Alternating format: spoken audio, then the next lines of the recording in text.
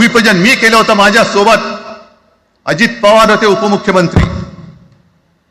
कुठे गेलं मराठी भाषा भवन? कुठे गेलं मराठी भूमीचं रंगभूमीचं दालन? का तुम्ही आमची मराठी मारतात?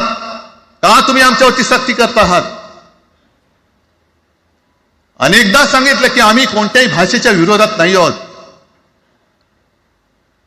पण जर आमच्यावरती सक्ती करण्याचा प्रयत्न केला तर आमची शक्ती काय ती एकदा तुम्हाला अशी दाखवू की पुन्हा तुम्ही कधी डोकंवर नाही काढणार, पुन्हा डोकंवर काढणार नाही. या सगळ्या गोष्टींकडे आपण आज एकत्र आलेलो आहोत.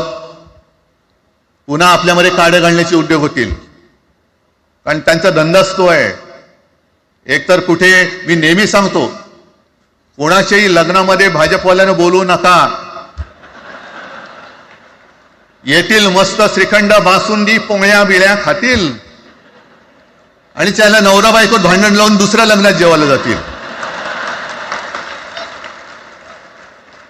बरं एवढं केलं तरी बरं, नाही तर त्या पोरीलाच पळून घेऊन जातील. कारण ह्यांचं स्वतःच असं काहीच नाहीये. कोणत्याही लढ्यामध्ये कधी भाजपा नव्हता. अगदी संयुक्त महाराष्ट्राच्या चळवळीमध्ये सुद्धा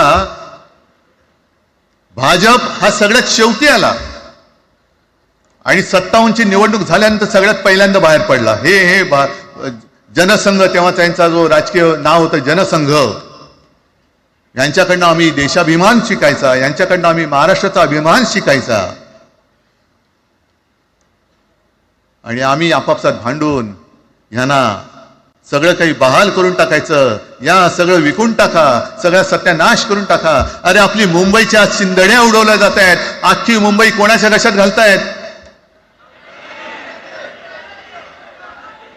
कोणाच्या? बघत बसायचं